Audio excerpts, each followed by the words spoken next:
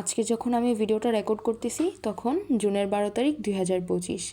আজকে থেকে আগামী 30 দিন পর অর্থাৎ জুলাইয়ের 12 তারিখ 2025, জুনের 12 তারিখ থেকে জুলাইয়ের 12 তারিখ 2025, এই 30 দিন, এই এক মাস আমি নিজেকে প্রোডাক্টিভ রাখার জন্য যেই কাজগুলো করব, আজকের ভিডিওতে আমি তোমাদের সাথে সেই কাজগুলোই শেয়ার করব।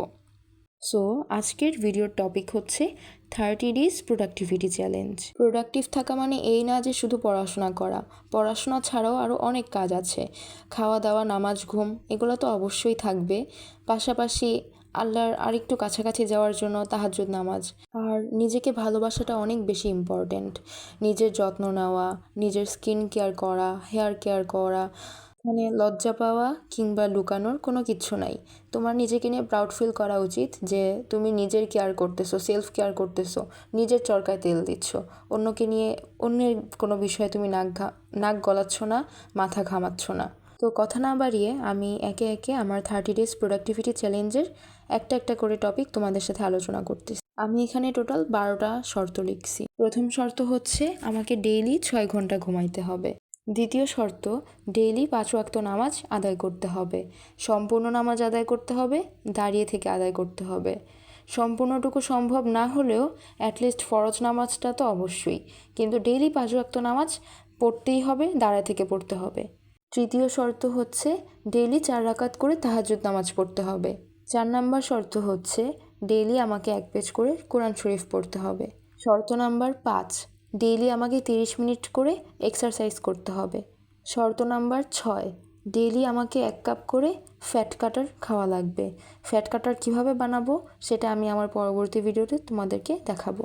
শর্ত নাম্বার 7, ডেইলি আমি একটা করে পেঁয়াজের রস চুলে দিব, কারণ আমার চুল পড়ে যাচ্ছে বা চুল পাতলা হয়ে যাচ্ছে, আর চুলের যত্ন নেওয়ার জন্য আমি ডেইলি একটা করে পেঁয়াজের রস চুলে দিব। শর্ত নাম্বার 8, ডেইলি নিজের ওজন মাপবো। এমন না যে ডেইলি আমার ওজন মাপলে ওজন কমে যাবে, তবে আমি যদি ডেইলি আমার ওজনটা মাপি তাহলে আমি কতটুকু ওজন কমাইতে পারছি কিংবা কতটুকু বাড়াইতে পারছি সেই সম্পর্কে আমি কনসার্ন থাকতে পারবো। আর যদি যতটুকু আমি কনসার্ন থাকবো সেই অনুযায়ী আমি নিজের খাওয়াটাও কন্ট্রোল করতে পারবো। শর্ত নাম্বার 9, ডেইলি গরম পানিতে 20 থেকে 30 মিনিট পা ভিজায় রাখবো। যেহেতু আমার পায়ের পাতা ফেটে যাচ্ছে, তাই জন্য নিজের সেলফ কেয়ার করার জন্য আমি আমার পায়ের পাতা গরম পানিতে ভিজায় রাখবো যেন আমার পায়ের পাতা নরম হয়। শর্ত নাম্বার 10, আমার ডেইলি স্ক্রিন টাইম কোনোভাবেই 3 ঘন্টার উপরে হওয়া যাবে না।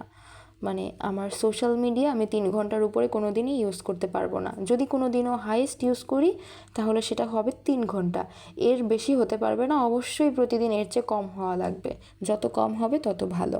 এরপরে শর্ত নাম্বার 11 হচ্ছে ডেইলি 6 ঘন্টা করে পড়াশোনা করা, মিনিমাম 6 ঘন্টা, ম্যাক্সিমাম আমার পক্ষে যতটুকু সম্ভব।